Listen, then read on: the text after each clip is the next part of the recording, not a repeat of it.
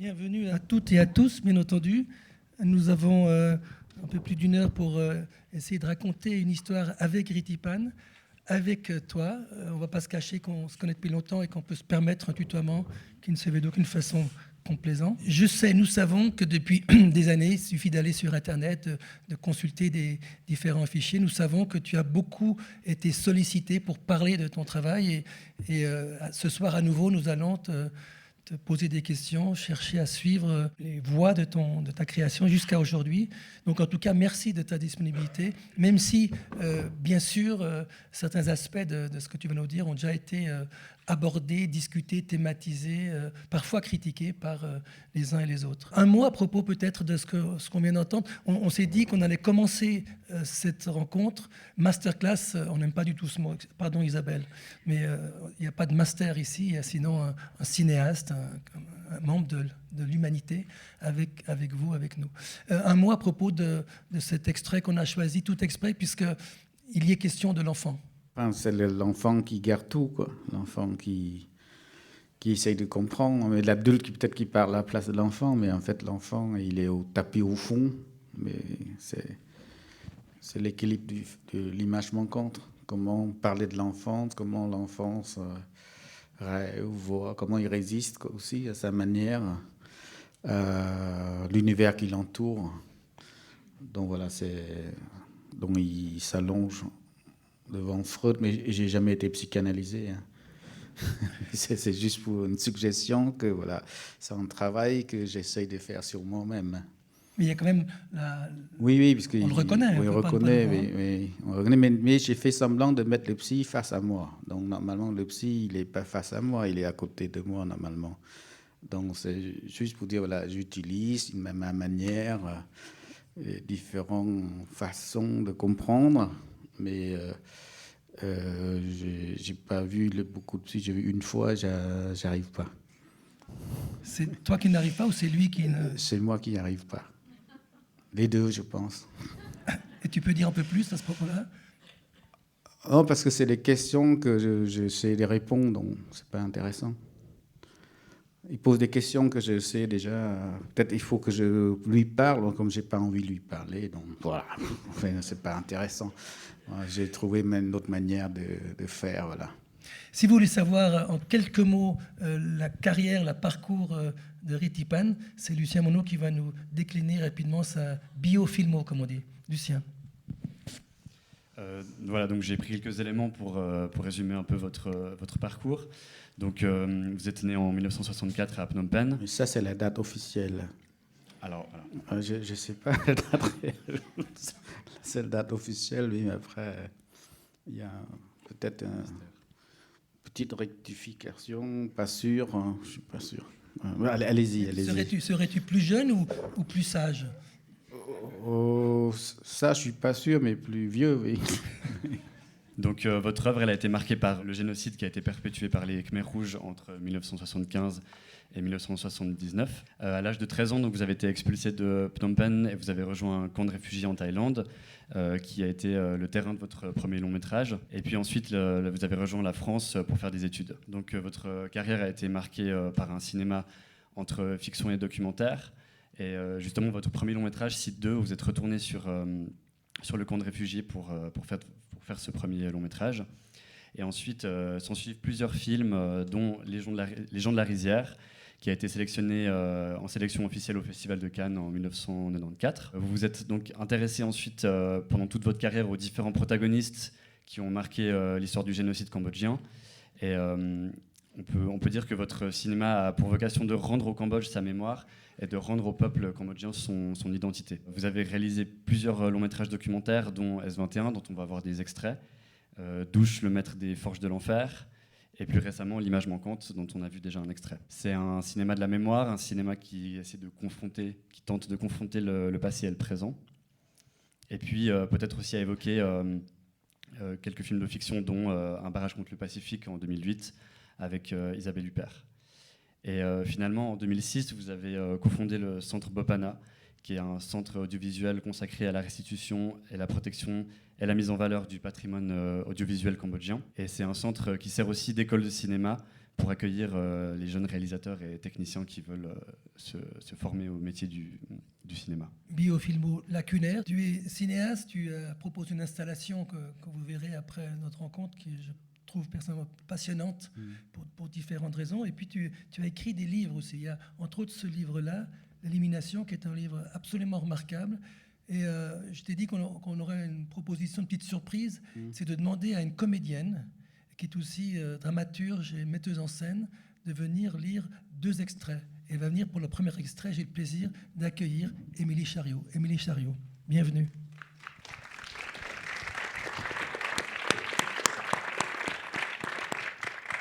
Bonsoir. Bofana puis S21 ont été diffusés au Cambodge. Le pays a pu, comme moi, arpenter la mémoire. Il m'a semblé que ces films mettaient fin à un épisode de ma vie. Le procès de Douche a commencé. Il me semblait lointain. Je pensais être en paix. J'avais prévenu les juges cambodgiens et internationaux du tribunal. Les images feront l'histoire. Elles diront au monde ce qu'ont fait les coupables. Elles diront l'arrogance, la rigidité, les mensonges, la méthode, la ruse. Pensez à Nuremberg. Souvenez-vous du dirigeant nazi qui se lève et répond mécaniquement « Nein » avant de se rasseoir. Une telle séquence vaut toutes les analyses. Il y a une pédagogie et une universalité de l'image. Les premières auditions de Douche ont commencé. J'en ai lu la transcription et elles m'ont tourmentée.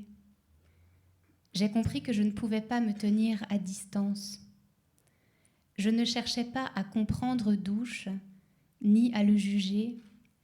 Je voulais lui laisser une chance d'expliquer, dans le détail, le processus de mort dont il fut l'organisateur.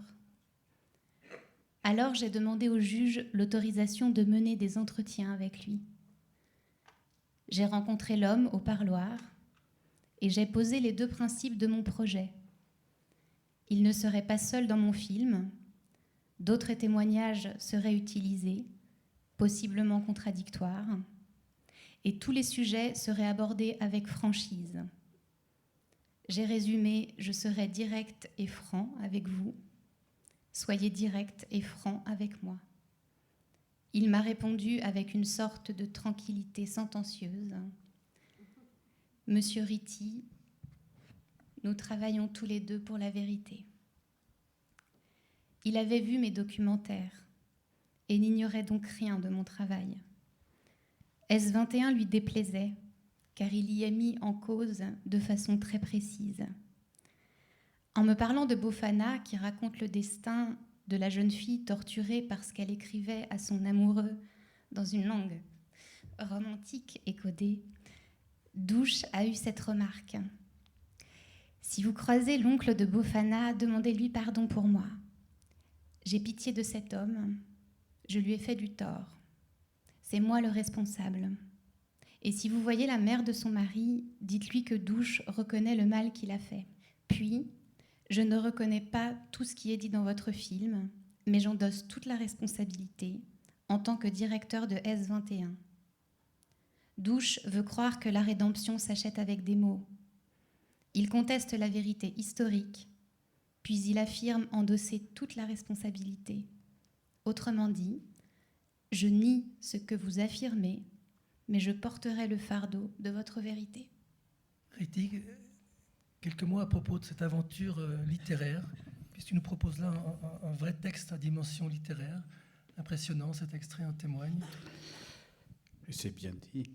C'est bien dit. Hein. Ouais. Merci Émilie Chariot, merci beaucoup. Non, il y a des choses qu'on peut faire avec l'image, mais il y a des limites, comme les choses qu'on peut faire avec les mots, il y a des limites aussi.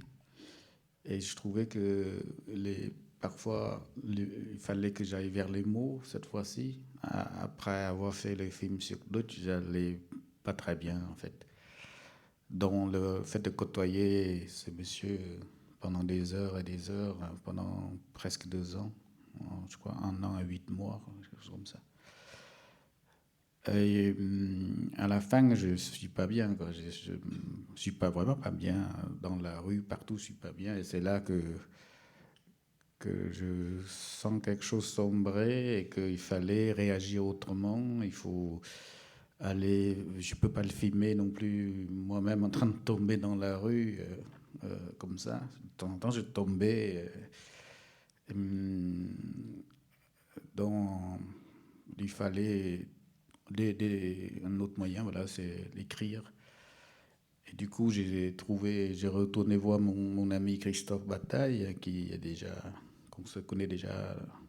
Il était éditeur du premier livre chez eux.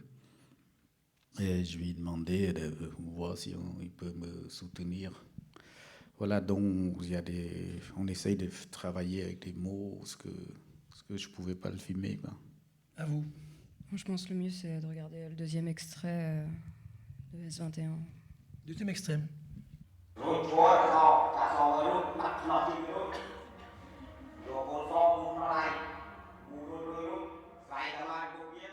Comment vous avez eu accès au lieu et comment se sont déroulés les repérages? Comment est-ce qu'on fait pour avoir des autorisations pour filmer sur un lieu comme ça? C'est très facile. Une fois que les gens ont compris ce que vous voulez faire, donc ils vous laissent assez libre d'entrer dans le jour comme de nuit, quoi. Donc nous, on tourne selon le témoignage, quoi. Si par exemple lui il était gardien de nuit, donc on tourne la nuit entière. Le problème c'est pas ça, c'est le problème c'est de qu'est-ce qu'on va montrer, quoi. S21, moi, qu'est-ce qu'on va faire, qu'est-ce que la caméra peut faire dans une situation comme ça.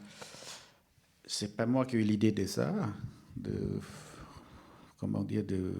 faire ces gestes. Parce que tout simplement, je ne sais pas ce qui s'est passé pendant les Khmers rouges, dans des prisons. Il n'y a que 2 personnes qui peuvent savoir, c'était le bourreau ou la victime. Moi, je n'étais pas dedans. Mais j'ai rencontré ce garçon et il savait qu'il avait à peu près le même âge que moi. Et il était gardien de nuit dans ce centre. Et donc, j'essaie de parler avec lui, j'essaie de comprendre comment un enfant de cet âge-là, 13-14 ans, peut être gardien, puis un autre qui dans un camp de travaux forcés, qu'est-ce qui ne sait pas, qui sont ces destins différents, quoi, entre nous deux, quoi, en fait. Et il essaye de m'expliquer, mais il n'arrive pas à faire des phrases pleines, quoi. Il fait des phrases, puis il fait des gestes, tout ça. Puis je me disais, bon, peut-être l'image peut faire quelque chose dans ce moment-là, parce qu'il y a la mémoire de goût, la mémoire visuelle, il y a la mémoire de peinture, de corps, tout ça. Puis il y a cette mémoire de gestes. J'ai eu une grande blessure au pied, et pendant 1 an, je ne marchais pas. 30 ans plus tard, c'est guéri, mais je sens toujours une sorte, quelque chose de désagréable, quoi, au pied. Je ne peux pas courir comme je veux. Pourtant, je suis allé voir médecin plusieurs fois, et je fais la radio, tout va bien, tout ça, mais simplement, j'ai senti de temps en temps une douleur ancienne qui vient comme ça, mais c'est pas du tout psychologique, hein. C'est peut-être, j'en sais rien, mais je sens réellement la douleur. Pourtant, il n'y a pas d'explication médicale à ça.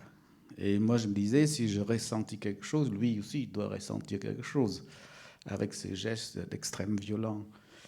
Et c'est à partir de cette idée-là que je lui ai demandé de venir à S21 et lui demander est-ce que c'est le jour, la nuit. Il me dit c'est la nuit.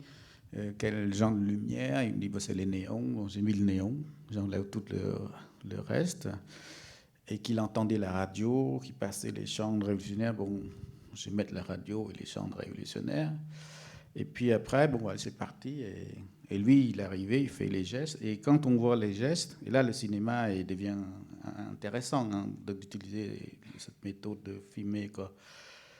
Puis, c'est très précis, hein, chronologiquement. C'est des gestes très précis. Donc, c'était les gestes éduqués. Ça, de coup, ça prouve une intention quand même de faire du mal, l'intention génocidaire, quoi, l'intention de déshumaniser quoi, des autres prisonniers. Et puis, il y a là, c'est devenu compliqué, c'est que, en fait, pour dire les choses franchement, c'est un plan qui aurait pu me causer beaucoup de problèmes après, du genre, j'arrête de filmer, quoi. Je fais autre chose. Parce que on le suit comme ça, et puis peut-être je voyais des gens couchés sous le sol. Pourtant, et je n'ose pas y entrer avec lui. Et pourtant, l'habitude, je me suis instauré une règle de filmage qui était de filmer faire les films avec des gens. Ça veut dire à distance, on peut toucher. Et on est un peu à égalité. Bon, les gens peuvent aussi me toucher, moi je peux le toucher. Donc je suis tout le temps à cette distance-là à peu près. Et là, si j'étais resté dans ce principe que je m'impose, je serais allé avec lui, je marcherais sur les gens qui sont couchés au sol. Et là, la frontière, je vais devenir avec lui, quoi. Je ne suis plus parmi les victimes, je suis avec le bourreau qui est en train de faire les gestes, quoi. Et je ne sais pas ce qui se passe. Heureusement que je me suis arrêté à la frontière. Bon, j'avais fait juste au début un pas, et puis plus jamais je suis retourné quoi, dans la chambre. Quoi. Donc voilà, c'est des petites choses comme ça qui ensemble qui fait qu'une séquence tienne et qu'il y a une certaine... ça reste subjectif, hein, parce que peut-être il donne de l'eau, puis il insulte 15 minutes après, peut-être rien, mais chronologiquement ça tient, les gestes de crime. Quoi. Cette blessure au pied, c'est une blessure du temps de ton séjour dans les camps? Oui, j'étais allé travailler et puis j'ai pris un coup de pioche au pied, mais comme on est mal nourri et qu'il n'y a pas d'antibiotiques, il n'y a pas de pénicilline, tout ça, donc c'était parti comme ça, les pieds, quoi. Et il y a beaucoup de gens qui sont morts comme ça, de septicémie, quoi. Bon. Mais bon, c'est toujours, je ne sais pas pourquoi on s'en sort de là, mais c'est toujours limite, à la limite de la frontière. Et... Mais donc cette claudication, le fait que tu es boité, donc ton expérience corporelle, physique, a engagé cette possibilité avec ce gardien, Maï, je crois qu'il s'appelle, de reproduire, oui. de reproduire Ouais. ces gestes. Oui, ça me rappelle, parce que comme il fait des gestes pour compléter des mots, je me disais, peut-être il ressentit quelque chose de douloureux aussi, mais même chez les bourreaux. Hein, c'est pas... Finalement, ils sont aussi humains. Il peut ressentir aussi, peut aussi envie de dire, mais on n'y arrive pas. Donc les gestes complètent les mots. Peut-être c'est les gestes aussi très douloureux à faire aussi. Et d'ailleurs, à la fin de prise, il avait une fièvre incroyable, quoi. On est obligé d'arrêter le tournage, lui donner le paracétamol, puis après se calmer, puis il est sué, il fait une vraie fièvre, quoi. Je sais pas, c'est un truc très étrange. Concrètement, il y a plusieurs prises, il répète aussi. Il y a plusieurs prises, mais chaque prise, là c'est parmi les premiers, je pense. Chaque prise, parce que c'est très difficile quand on tente un micro à quelqu'un, parce que les choses ne viennent pas comme ça. Donc, déjà, par exemple, j'ai tourné ce film pendant 4 ans. Hein. Le première année, c'est quasiment 5 ou 10% utilisable. Parce qu'ils ne viennent pas vous dire ce que vous faites, comment c'est la vie, tout ça. Ça, c'est vers la fin de tournage déjà. Mais moi, j'aime faire une prise, puis arrêter, puis discuter, puis recommencer une autre, arrêter, discuter, prendre le temps. Mais je ne dis pas aux gens ce qu'il faut faire ni ce qu'il faut dire. C'est juste, je voudrais qu'ils réfléchissent bien. Et je leur dis, voilà, j'accepte tout ce qu'ils disent, ce qu'ils font, mais à une condition que je ne trouve pas quelque chose qui dit le contraire. Quoi. Il m'arrivait que je trouve des choses qui disent le contraire. Dans ce cas-là, je reprends la première question. Soit il va avec moi, soit il ne va pas avec moi, c'est selon des personnes. Mais j'ai très peu qui s'arrêtent. Je crois que y a pas... Ce sont plutôt des gens qui ne m'intéressent pas qui s'arrêtent. Puis ceux qui ont envie de continuer, je crois qu'ils ont envie aussi de parler, de s'exprimer. C'est quelque chose qui est pesant pour eux aussi. Ce qui est intéressant, c'est la mise en scène. Ces mises en scène me gênent, en fait. Le mot vous gêne, vous dites? Oui, mise en scène, ça veut dire vous savez ce que vous allez faire. Mettre en scène quelqu'un, si vous avez la parole, vous avez un scénario, vous mettre en scène. Moi, je dis plutôt qu'il faut assumer que la réalité, même le cinéma du réel que vous faites, c'est pas si réel que ça à partir du moment où vous montez les films. Même une caméra surveillante, il n'est pas réel. Il faut faire très attention aux notions de cinéma du réel. C'est très séduisant, très fort. C'est un cinéma qui part, qui joue, qui filme une matière réelle, oui. Oui, ça, on est d'accord. Mais il n'y a pas de réalité une fois qu'on a cadré. Si vous cadrez de là, vous cadrez de là, la réalité est différente. Le cadré de là, enfin, vous savez, c'est le grammaire du cinéma basique. Puis après, c'est le silence. Vous allez couper le silence des gens. Est-ce que vous le laissez comment on fait, quoi? Donc, moi, je préfère dire, voilà, il y a une réalité. Vous allez le filmer, ça va devenir votre regard. Mais il faut comment, à la limite, fictionnariser cette réalité. Mais vous ne pouvez pas dire aux gens comment il faut faire, quoi. Et ça sent d'ailleurs dans les films, quand on dit aux gens ce qu'il faut faire, moi je le vois tout de suite, hein, de reprendre et tout ça, je le vois tout de suite. C'est très très facile à le détecter. Alors si vous voulez faire des plans séquences et tout ça, ça ne passera pas comme ça, quoi. Donc cette matière qui est la réalité, il est très impressionnant, en même temps malléable, en même temps dangereuse à faire, quoi. Comme je vous dis tout à l'heure, si vous faites un pas de plus, vous êtes plus, votre réalité à vous devient bourreau, quoi. Si vous faites stopper un pas, vous êtes encore parmi les victimes. Quelle est la frontière? Donc il faut toujours deux anges sur les épaules, de regard à la fois éthique et moral qu'on doit s'imposer à soi-même, quoi. Et chacun a sa morale en plus. Bon, voilà, c'est compliqué. Si vous êtes excité par la réalité, de temps en temps, vous vous plantez. Vous plantez vraiment, parce que la réalité, parfois, elle est excitante, quoi. L'odeur de la mort fascine. La violence fascine toujours les gens. La violence, la mort, tout ça, les gens sont fascinés. Moi, ça ne me fascine pas. J'ai peur. J'ai peur même de ça. Donc, je vais avec beaucoup de prudence avant de faire une image sur la violence, sur la mort. Il m'arrive même d'arrêter de filmer. Parce que si on filme, il y a une chance sur deux qu'on monte. Donc moi, je ne veux même pas avoir cette choix-là, parce que quand je trouve trop terrible, j'arrête la caméra. C'est un choix, hein. Après, chacun fait son film, quoi. Puisque tu disais que tu ne pouvais pas entrer dans cette salle de classe qui était un dortoir de prisonniers, parce que tu voyais les prisonniers. Et on va les voir réellement, puisqu'ils ont été peints par l'un des deux seuls survivants de S21, Van Nat. Hein.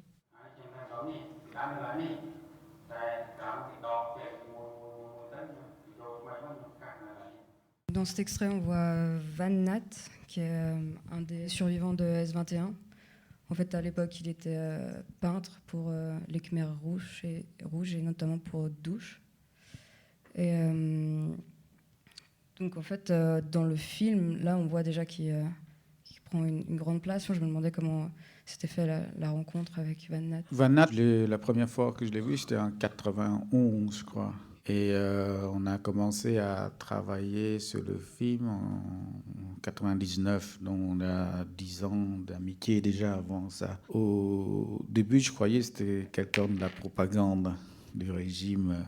Je m'en veux après de l'avoir douté dessus, parce qu'il a une mémoire tellement précise que j'avais vraiment été étonné par ça, quoi. Durant 10 années, avant le tournage, il n'a jamais varié sur une seule déclaration. C'est toujours très précis. Je crois que c'est son métier de peintre qui fait que les choses soient précises comme ça. Et il est assez honnête, hein, des fois. Il dit, moi, j'ai pas vu ça, mais je peins parce que j'imaginais ça.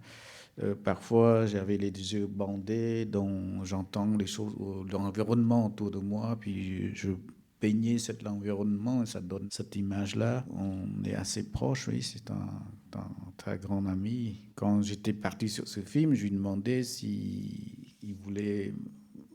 C'est pas évident pour lui, quoi, parce que avant de rencontrer les gardiens, il dormait plus déjà pendant 2-3 jours avant, et puis après 3-4 semaines de tournage, il dormait plus pendant des semaines. C'était une opération chaque fois assez douloureuse pour lui aussi, mais il me fait penser à Primo Levi. Quand Primo Levi a été libéré du camp, sur le chemin de rentrer chez lui, il disait personne ne croira à ce que je dis, ce que j'ai vu, quoi. Je crois Nat, c'est ça. C'était personne ne croira à ce que j'ai vu. Donc maintenant, j'ai un mec qui est là en face de moi, j'attrape. Qu'est-ce qu'il demande? C'est comme ça ou pas? C'est comme ça ou pas? Qu'est-ce qui se passe? Ça se passe comme ça? Qu'est-ce que vous pensez, vous? C'était plus. Et là, c'est une sorte de victime. Les victimes ont besoin des bourreaux, quoi, à un certain moment. Pour juste que sa mémoire reste, quoi. Pour cette chose, elle est tellement allée très loin dans l'atteinte à la dignité des gens que on a, et il y a des gens qui posent des questions sur Nat pendant longtemps, quoi. Et voilà, je crois que c'est ce désir-là qui m'a, de sa part aussi, de confronter avec les anciens bourreaux pour que cette mémoire de S21 ne soit pas un jour écrite autrement ou selon les époques, selon les couleurs politiques et tout ça, quoi. Et voilà, on a commencé ensemble sur ces 4 années de travail qui étaient extrêmement assez longs, quoi, pour lui. Avec ce geste essentiel, particulièrement dans ton film, dans ton œuvre, il y a le chant, le plan sur Van Nat, sur la victime, et ensuite il y a le contre-champ. Là, il y a une coupe extraordinairement Non, des fois, signifiante oui. sur les bourreaux. Bah, ça, c'est grâce aux petites caméras, hein. On a tourné souvent à 2 caméras quand on peut, quand on n'a pas besoin. Euh, on n'utilise pas, déjà une caméra, parfois elle est délicate, mais si on sent que les gens rentrent bien dans la discussion, on va faire 2 caméras. Donc on a deux points de vue d'une réponse assez exacte, quoi. Mais c'est des tout petites caméras, rien du tout, hein. Et ça dépend de comment on filme. On est dans un théâtre qui se trouvait à Phnom Penh, qui a été victime d'un incendie. Et puis vous avez filmé une troupe de théâtre qui répète Cyrano. On va regarder un autre extrait des artistes du théâtre. Un théâtre qui, d'après ce que j'ai lu, a été racheté par une société privée. En fait, quand on a fait ce film, on a pensé que le film aidera aux gens de cotiser de l'argent pour reconstruire le théâtre. Mais en fait, c'était pas du tout ça. Ils ont rasé, ils vont faire autre chose.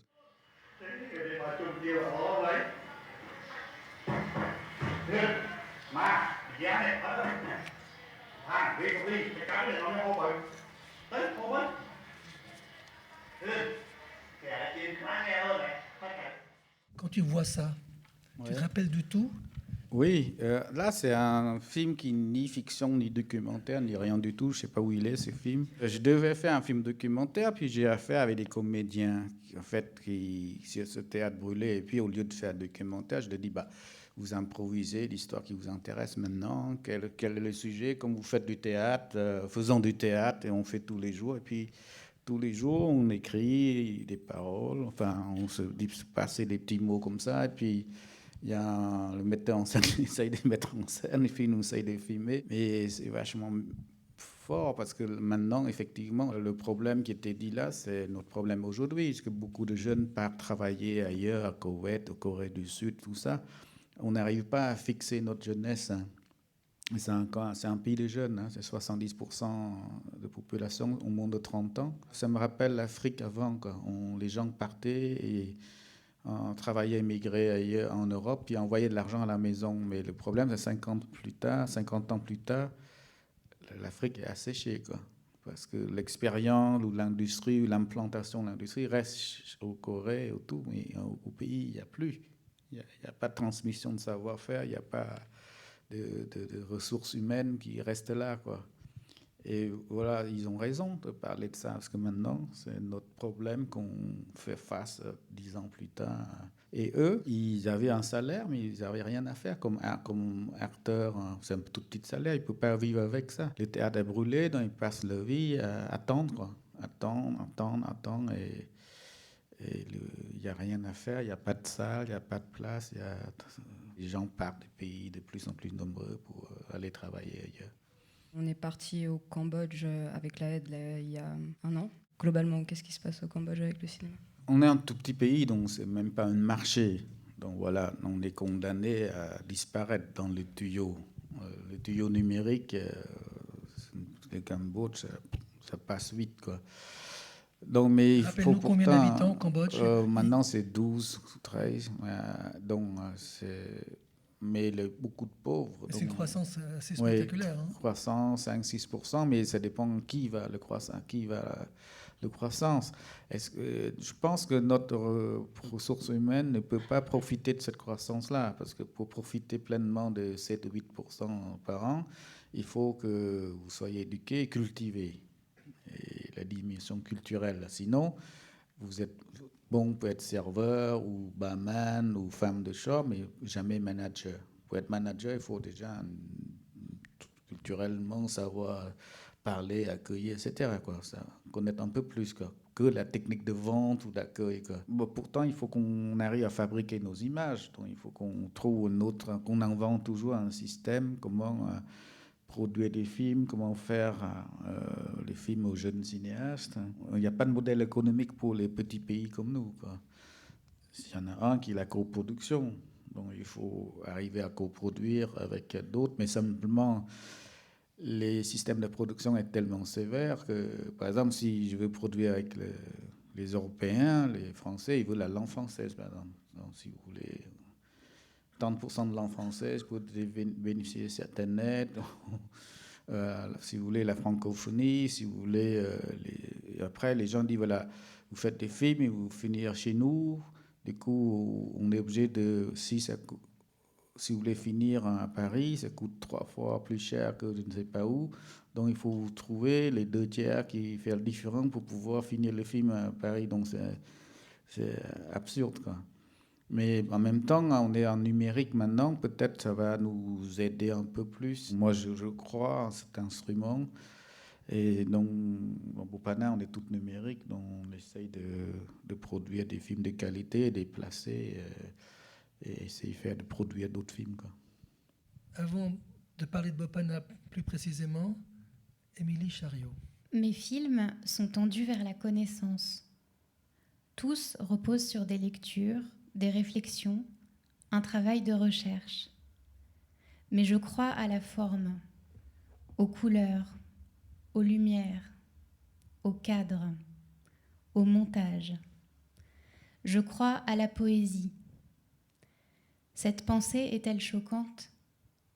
Non. Les Khmers rouges n'ont pas tout brisé. Et nous devons réapprendre. C'est le silence qui blesse. Le silence sur les prises de sang, sur la vivisection, les enfants assassinés. Le silence sur les viols. Quand on vit dans la cruauté, même les rapports sexuels sont cruels. Aujourd'hui, je voudrais un livre dans la douceur des mots. Comme je traverse la campagne de Battambang, la riche province d'autrefois, où j'ai eu si faim, si peur. Je fixe le paysage de rizières impassibles, de pauvres villages en bord de route, des marchands d'eau qui traînent la savate, la jungle hérissée dans le ciel blanc. Il y a maintenant des antennes paraboliques, des adolescents qui téléphonent. Où est le passé? Où est l'enfance? Les larmes me viennent. Je serre les poings. Si certains peuvent affirmer que les chambres à gaz nazies ont été un détail dans l'histoire de la Seconde Guerre mondiale, alors tout crime de masse est susceptible, un jour ou l'autre, d'être considéré comme un détail, en France ou ailleurs, au Cambodge par exemple. Mon combat a donc été d'aller dans les détails les plus infimes, de tout vérifier, 1 fois, 10 fois, 100 fois, de ne jamais renoncer à rencontrer un bourreau ou un survivant, de ne jamais renoncer à écouter, à vérifier l'organisation de S21. Je veux que la vérité soit établie et documentée. Si aucun détail de l'histoire n'est contestable, alors ce crime de masse ne sera jamais un détail. Je n'accepte pas que les procureurs du tribunal et leurs équipes montrent la photographie d'un cadavre enflé sur un lit de fer, sans réelle explication. Je n'accepte pas que les procureurs diffusent dans l'enceinte du tribunal un documentaire fiction, je ne vois pas d'autre nom, où l'on voit des figurants en pleine forme jouer le rôle de prisonniers de S21, couchés et les pieds entravés sur le sol même de S21. Manque-t-on vraiment de preuves? Non. Il y a des dizaines de photographies prises par des camarades de S21. Il y a même des photographies d'un suicidé ou d'un prisonnier blessé par balle à la tête parce qu'il tentait de résister. Cet homme va mourir, et d'ailleurs Douche me donne tout de suite son nom. Il me décrit l'accident. Quel aveu! Je n'accepte pas que le procureur n'utilise pas à fond les registres si bien tenus de S21, marqués de 3 couleurs, que Douche décrit fièrement devant ma caméra. Les documents ont un sens. Ils parlent. Ces registres auraient dû être présentés à l'accusé pour qu'il s'explique. Je trouve incompréhensible que le tribunal n'ait pas appelé Nwanchea à témoigner. Je n'accepte pas, enfin, les images prétendument neutres tournées par les techniciens du CETC. Il n'y a pas de neutralité dans ce domaine. C'est donc un procès sans images pour un génocide sans images. Filmer un tel procès, c'est avancer dans la connaissance, c'est être dans la réflexion sur la politique et les hommes qui l'ont conduite, c'est porter un regard sur l'histoire. Or, ce travail n'a pas eu lieu. Quel texte, enfin, c'est un livre tout à fait remarquable. Merci. Remarque de votre part?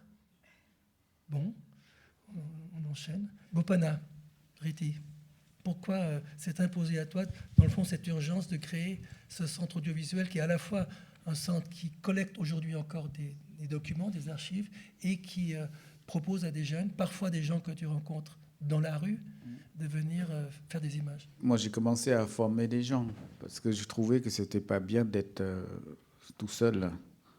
Il faut former d'autres cinéastes. Si on veut faire un courant de cinéma, il faut plusieurs cinéastes, il faut une vraie industrie, quoi. Donc, j'ai commencé à former, mais le greffe ne prenne pas, quoi, parce qu'il manque vraiment un lieu. On se rend compte qu'on a presque plus d'images.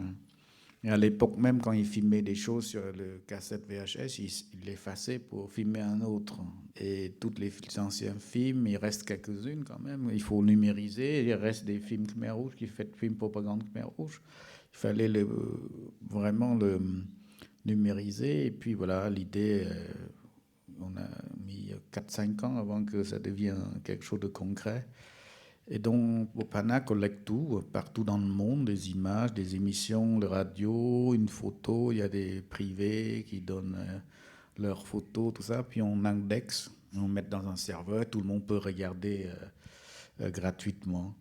Et c'est à partir de cette matrice-là qu'on a pu relancer la formation et on a fait beaucoup de formations. On a collaboré avec les écoles comme la HAD, on a fait avec d'autres écoles, d'autres cinéastes qui viennent des États-Unis et de France. On accepte tout, on veut que les jeunes se rencontrent, faire le film ensemble. Et en même temps qu'il y a un endroit où on voit les images quand on peut. Parce que les jeunes, maintenant, ils lisent moins dans le livre. Tout passe par l'image. Et s'il n'y a pas d'image, ils ne croient pas. Si vous parlez du camp de travaux Force Khmer Rouge, si vous ne montrez pas l'image, ils ne croient pas. Donc il fallait que tout ce travail de collecte commence maintenant. Et voilà, et maintenant, ils vont vers le multimédia, ils vont vers écrire leur histoire eux-mêmes et faire circuler l'histoire en province, etc. On fait des cinémas ambulances, on peut projeter les films en province. Et on a formé quand même plus de 300 techniciens ou cinéastes. C'est quand même pas mal en 10 ans. Mais je ne sais pas si vous vous rappelez, moi je me rappelle, Ritipan à Bopana, regardant les films des étudiants, la dent est dure, la critique est cinglante. Il faut vraiment le convaincre. J'aimerais savoir si, à la fois, cette exigence qui est la tienne, il inclut un constat un peu pessimiste, ou est-ce qu'au contraire, c'est une pédagogie dont on pourrait s'inspirer nous aussi en disant vraiment, si c'est pas bon, il faut le dire pour devenir excellent. Je crois que dans chaque camp, j'ai peut-être mal exprimé dans le passé, que même dans chaque être humain, il y a un talent, il y a une grâce, y compris chez les bourreaux d'ailleurs.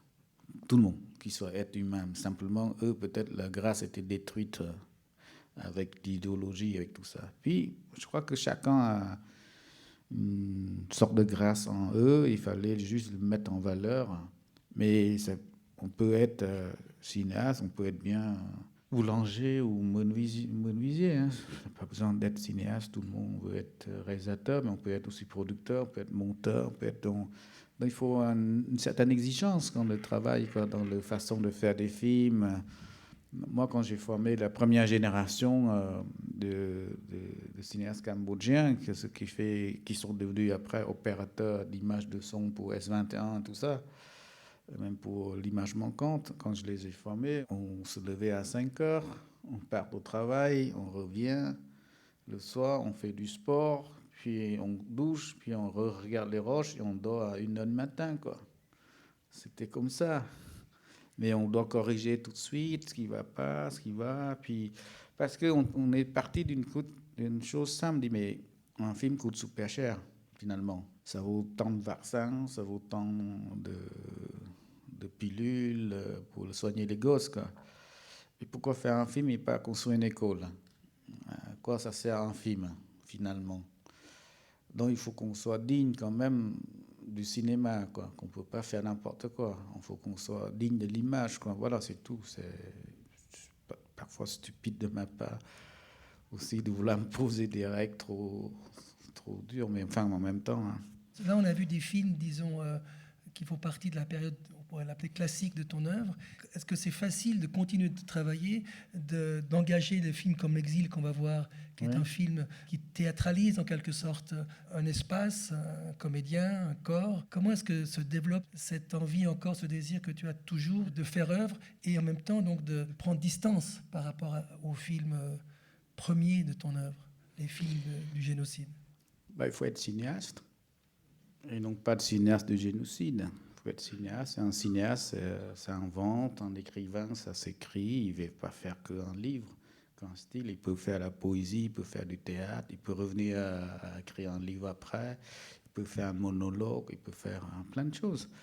Dans un cinéma, c'est pareil. Je pense qu'il ne faut pas penser en termes de mémoire seulement. Il faut aussi penser en termes de création. Est-ce qu'on est capable de créer ou pas?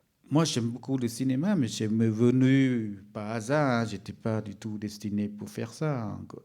J'aimais plus faire la musique, j'aimais plus la peinture, tout ça. J'ai failli être menuisier parce que c'est un métier de taiseux et ça sent bon le bois, puis il faut savoir lire le bois. J'aimais ce travail-là, quoi, manuel. Moi, je pense que le cinéma, il y a le cinéma industriel, un vrai entertainment, puis il y a le cinéma d'artisan, quoi. Et moi, je tiens beaucoup à ce cinéma d'artisan, qu'on fabrique des choses. J'enseigne souvent, et donc j'ai pas le droit de dire tout. Sinon, j'enseignerai mal après. Donc, voilà, si je dis que je fais jamais ce que j'écris, les étudiants vont faire pareil, ils vont se planter. Au contraire, viens le répéter. Dans l'écriture, ça ne me sert à rien du tout. J'écris des pages entières et puis j'oublie très vite. Prenons l'image manquante. Quelle chaîne de télévision vous donnerait 1 centime si vous dites « je vais faire un film sur les petites figurines qui ne bougent pas pendant 1h30 » Tout le monde s'en va en fouillant. Il est fou. Donc moi, je ne peux pas le dire ça. Donc je dis n'importe quoi. Je crois que je raconte l'histoire de mon chat. J'ai dit, mon chat me demande, tu veux faire encore des Khmers rouges ou quoi? Tu es un peu barge. Et je dis, qu'est-ce que ça me revient encore? C'est un dialogue entre moi et le chat, quoi. En fait, Et après, on m'a dit, t'as Chris Maker qui fait ça. Ah, c'est bien. Bon, alors peut-être les gens ont lu ça, pensent à Chris Maker, ils m'ont donné de l'argent, j'en sais rien. Mais franchement, j'avais pas une idée de ce que j'allais faire. J'avais simplement envie de travailler sur les images du Khmer Rouge, les images de propagande. Dans la première année, j'ai interrogé tous les caméramans, Khmer Rouge, tous les photographes, tout ça. Et puis je dis, mais c'est vraiment n'importe quoi. Et après, ça vient l'image manquante, quoi, avec des figurines. En fait, on va faire un autre film maintenant, on va faire un autre film. Ça y est, c'est la glace, l'eau, le soleil qui sèche, c'est l'enfant qui fabrique. J'étais enfant, je jouais avec ça, je n'avais pas de jouets comme aujourd'hui. Il dit, tiens, puis après, je fais raconter l'histoire de ma famille, puis après, il redevient poussière, tout ça. Cette idée que la terre devient terre, poussière devient poussière, et reste sur le pellicule, sur le film, que la mémoire me plaise énormément. Et du coup, j'ai changé tout, j'ai fait ça, et sans savoir que Arte va accepter ou pas, quoi. Et quand on a montré les films, on a eu très très peur quand même, parce que c'est pas du tout la commande. Et puis j'ai fait un autre. Oh, j'ai fait des choses pires que ça. Hein. Parfois, je donne le même texte. Je donne les mêmes textes et les choses. Comme je n'ai pas tourné les textes, donc je peux les redonner. Donc je peux faire un autre. Une dernière remarque ou question de nous trois. Et je me demandais par la suite si vous aviez déjà des idées de comment réussir encore à transmettre cette histoire des Khmers rouges. Là, j'ai fait un opéra d'abord, pour changer. Ça change tellement, parce qu'il y a des trucs qui reviennent sur l'écran. Mais je vais répéter avec les musiciens, tout ça, ça va être marrant. Donc, mais l'histoire est toujours triste, mais bon, c'est pas grave. Donc, on avance, on trouve des formes, on raconte, on fait toucher. Il y a un musicien qui composait un requiem formidable en cambodgien. C'est le premier requiem cambodgien. Donc, ça vaut quand même la peine d'affronter avec ça. Et puis, je sais pas, j'ai un film sur les fantômes, dont je sais pas du tout comment je vais faire. Puis un autre film sur les bombes atomiques, je ne sais pas plus non plus.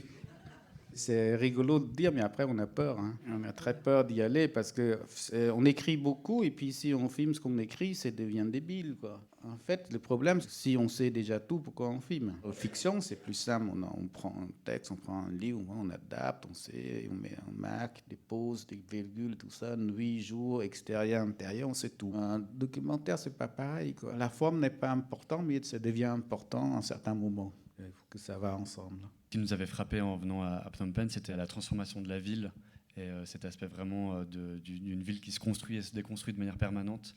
Et je voulais juste savoir quel était votre point de vue là-dessus, parce que ça se voit déjà dans certains de vos films. Est-ce que c'est une thématique qui vous intéresse, que vous pensez traiter, parce que j'ai l'impression que ça va de plus en plus vite? Ça, je pense que le photographe fait mieux ce genre de travail. Moi, je n'ai pas cette capacité de filmer les paysages urbanistes, je crois.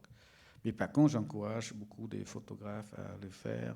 Mais ça va très très vite maintenant. Mais vous savez, en même temps, si vous filmez les gens tous les jours, vous voyez la ville change aussi. Hein. Riti, une dernière question. Est-ce que tu fais des films pour réduire quand même l'écart irréductible entre les événements et nous, spectateurs? C'est-à-dire? J'ai l'impression qu'il y a un écart irréductible, je dis irréductible, entre les événements, ceux que tu as vécus personnellement, et nous, spectateurs, particulièrement dans cette culture occidentale. Et est-ce que des films sont aussi faits pour nous, pour quand même essayer de réduire cette distance irréductible? Je pense qu'on ne peut pas demander aux gens d'être à la place des uns et les autres. Ça ne marchera pas. Peut-être ça peut aider à dire que vous avez une possibilité de choix, de vouloir savoir ou pas déjà. Mais je ne crois pas au cinéma qui change de monde, tout ça, quoi. J'y crois absolument pas. Sinon, ça a changé depuis longtemps. Donc, je crois plutôt que le cinéma peut éclairer un endroit, puis ici ou là. Puis un film, vous n'êtes pas obligé de tout comprendre. Hein. Vous pouvez prendre 3 séquences qui vous intéressent et essayer de fonctionner avec ça. Moi, j'ai fait des films pour vivre avec vous, hein, c'est tout. Pour vivre ensemble, hein, pour diminuer, pas cet écart-là, mais peut-être diminuer l'indifférence, peut-être diminuer la peur de l'autre. peut-être dire sans cesse que nous sommes tous humains, peut-être dire voilà, on n'a pas le droit d'atteindre la dignité des personnes comme ça. C'est plus dans ce souci-là, quoi. Que j'ai acheté un sandwich, un coca pour un SDF, je me sens pas bien, quoi. Pourtant, c'est un geste qui semble-t-il généreux au fond, mais je me sentais mal. Parce que les gens me regardaient, c'est comme si c'était devenu anormal d'offrir un sandwich à quelqu'un qui a faim. Et on est là-dedans, quoi. Je pense qu'on est beaucoup dedans maintenant. Ça veut dire que tout ce qui est généreux devient anormal. Quand on va voir l'autre, c'est toujours la menace avant tout. Et je crois que cette grâce, j'ai envie que les gens le voient, quoi, chez n'importe quelle personne, n'importe quelle race, quelle couleur, quel pays, il y a toujours quelque chose de beau, quoi. Et que le cinéma peut peut-être rendre cette grâce à la personne, quoi. Priti Pan, merci beaucoup. Merci.